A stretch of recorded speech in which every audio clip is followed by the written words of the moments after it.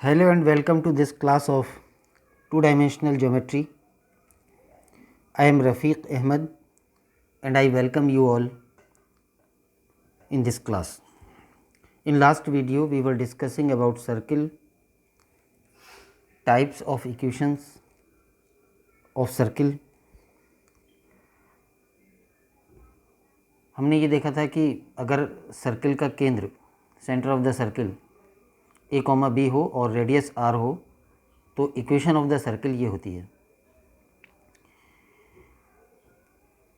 और इसका particular case ये कि अगर centre of the circle origin हो, मूल बिंदु हो 0 0, तो फिर इक्वेशन ऑफ द सर्कल या वृत्त का समीकरण x square plus Y square बराबर आर स्क्वायर होता है।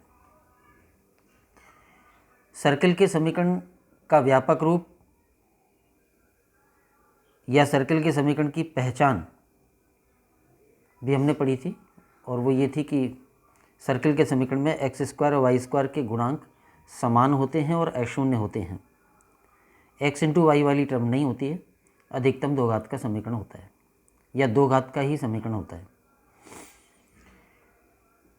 एक्स स्क्वायर और वाई स्क्वायर के गुणांक को 1 बनाया जा सकता है और इसलिए सर्कल के समीकरण का व्यापक रूप हम ये लेते हैं x square plus Y square plus 2gx plus 2fy plus c बराबर 0।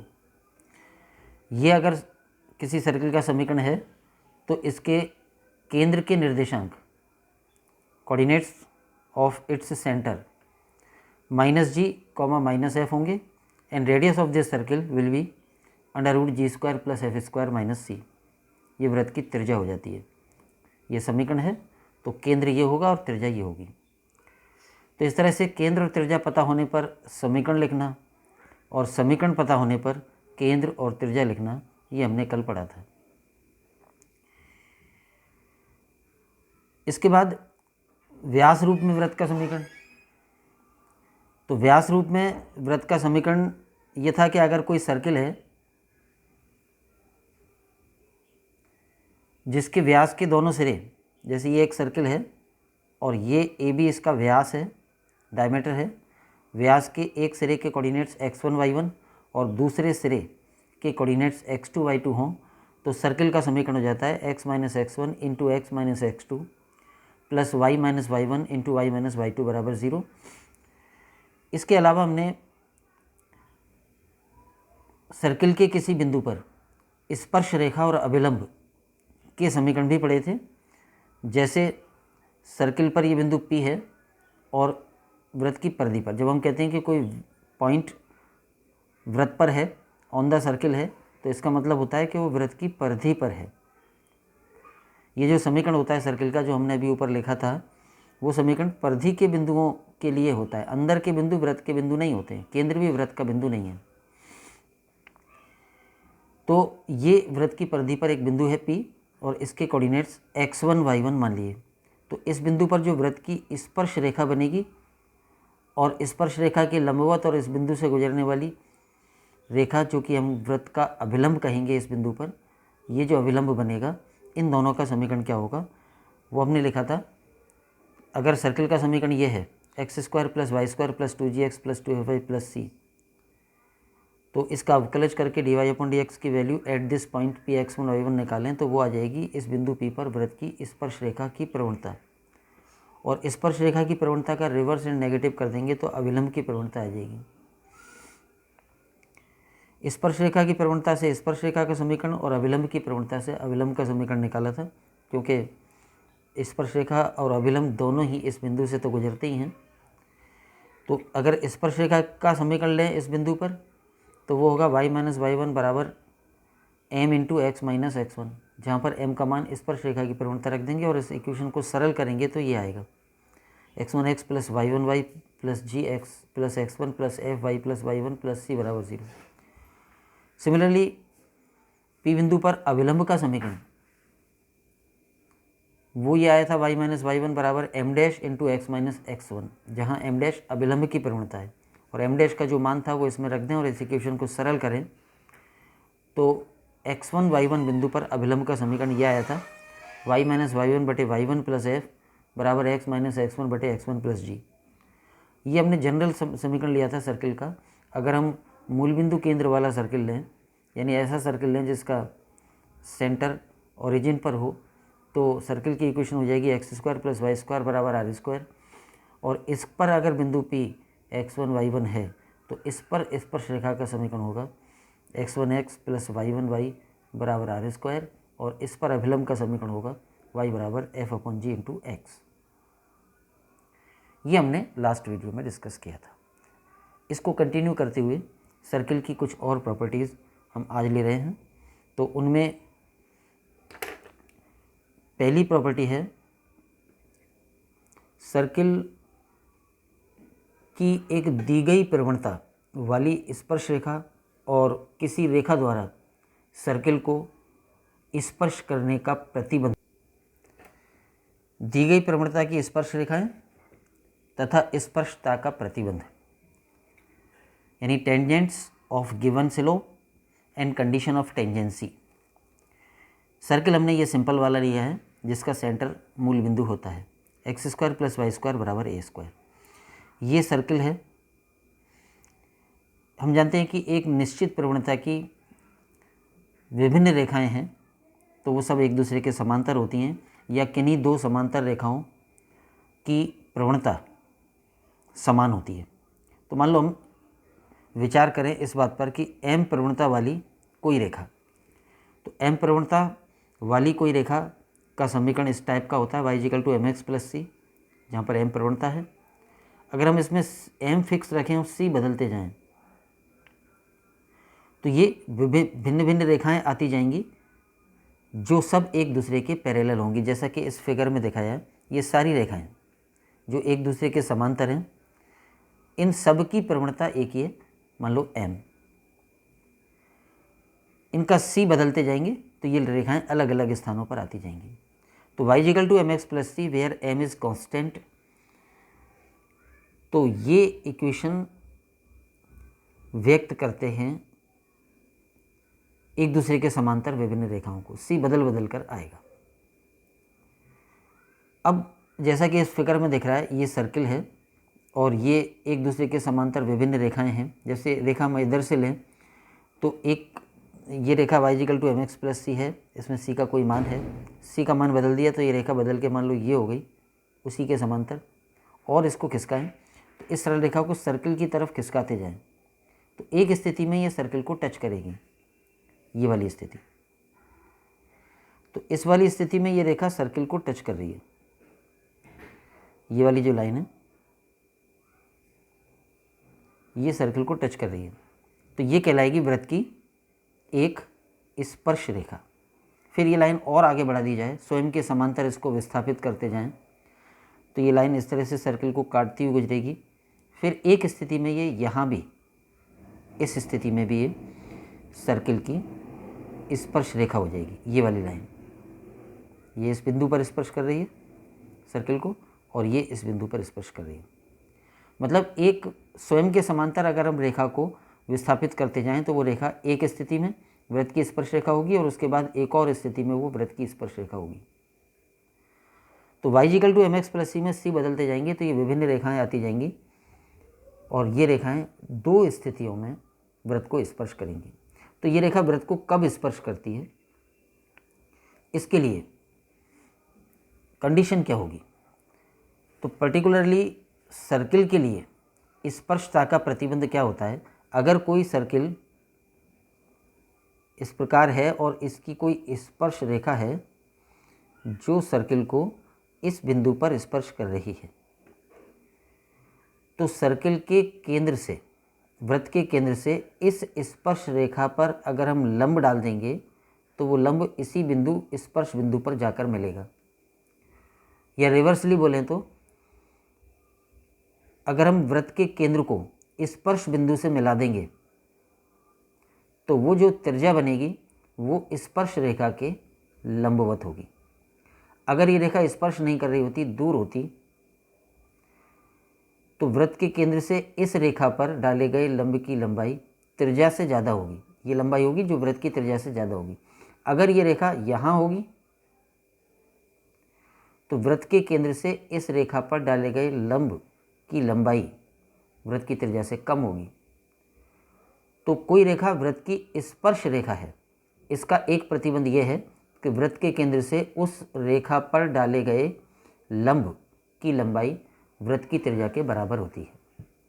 Length of perpendicular from the centre to that line is equal to the radius of that circle. तो ये वृत्त के लिए, पर्टिकुलरली वृत्त के लिए स्पर्शता का प्रतिबंध होता है। अन्य कर्व्स जो हैं, इलिप्स, हाइपरबोला वगैरह, उनके लिए ये नहीं होता स्पर्शता का प्रतिबंध। उनके लिए हम एक जनरल कंडीशन स्पर्शता की प्रूव करेंगे, लेकिन सर्किल के लिए तो यही होता है। तो अगर ये रेखा वृत्त की स्पर्श रेखा होगी तो उसके लिए क्या होगी कंडीशन?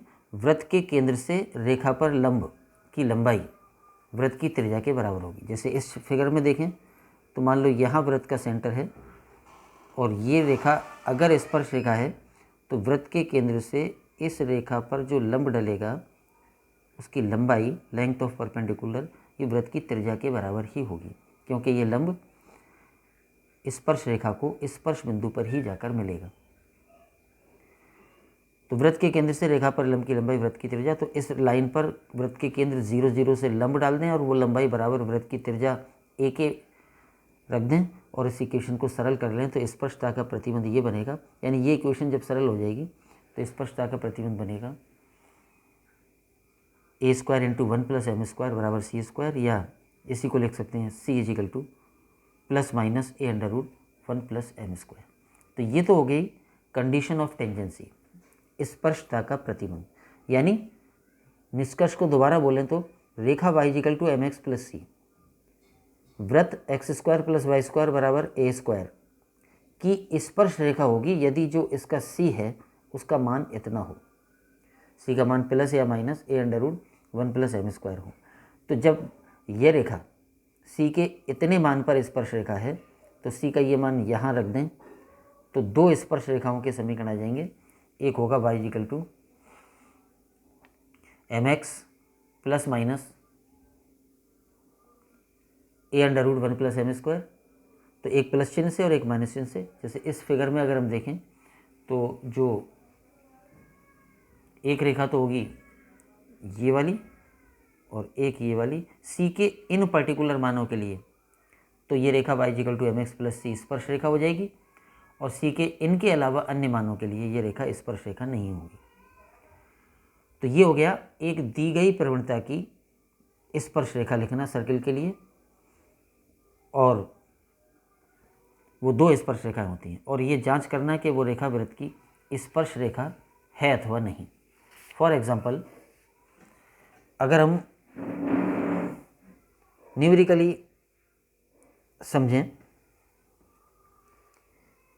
तो मान लो मैंने सर्किल ले लिया X square plus Y square is equal to 16, ये मूल बिंदु केंद्र और 4 त्रिज्या का वृत्त है, 16 का वर्गमूल 4 इसकी त्रिज्या होगी।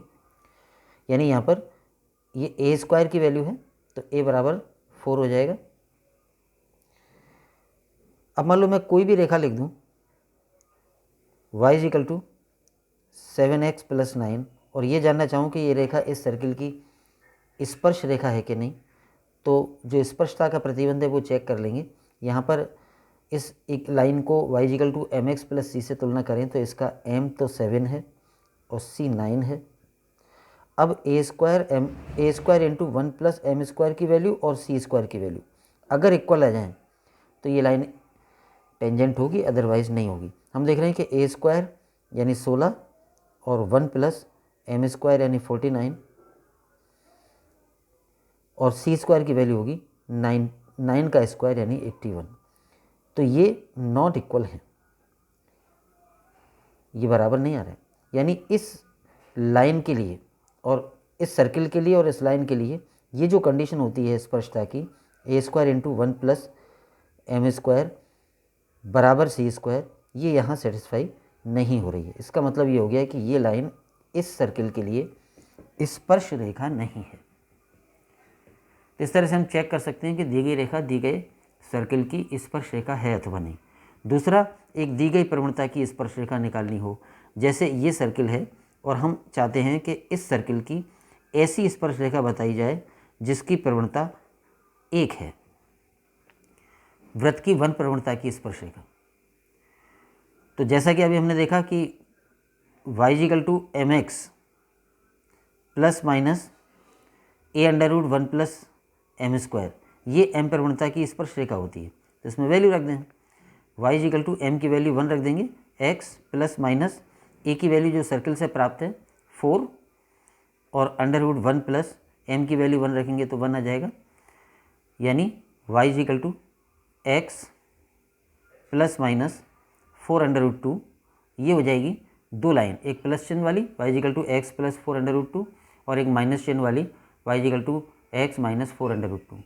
तो ये हो जाती है, एक प्रवणता हमें पहले दे दी जाए, यानी लाइन की दिशा पहले बता दी जाए, तो उस दिशा में यानी उतनी प्रवणता वाली सर्किल की दो स्पर्शरेखाएं हम हमेशा बता सकते हैं।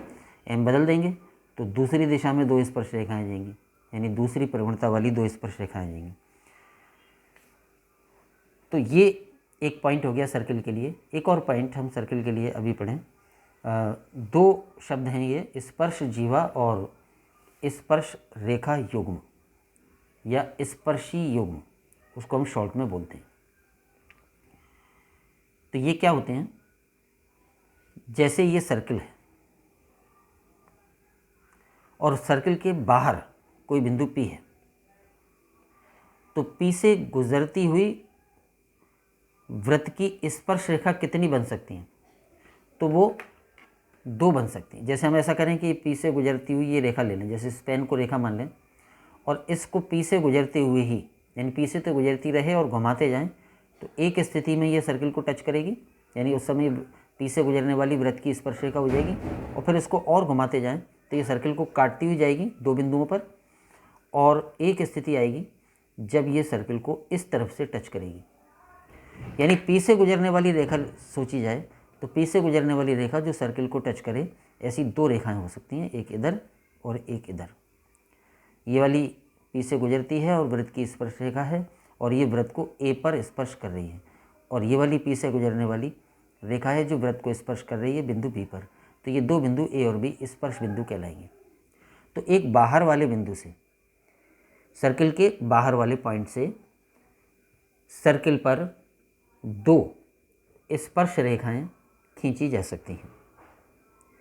इन दोनों स्पर्श रेखाओं के जो स्पर्श बिंदु हैं A और B, इनको मिलाने वाली ये जो जीवा बन गई वृत्त की, code of the circle AB, ये कहलाती है इस सर्किल की बिंदु P के संगत स्पर्श जीवा, कोड ऑफ कॉन्टैक्ट। तो ये डेफिनेशन हो गई स्पर्श जीवा की। क्या हो गई, सर्किल के बाहर किसी बिंदु, वृत्त के बाहर स्थित किसी बिंदु P से गुजरने वाली वृत्त की दो स्पर्श रेखाओं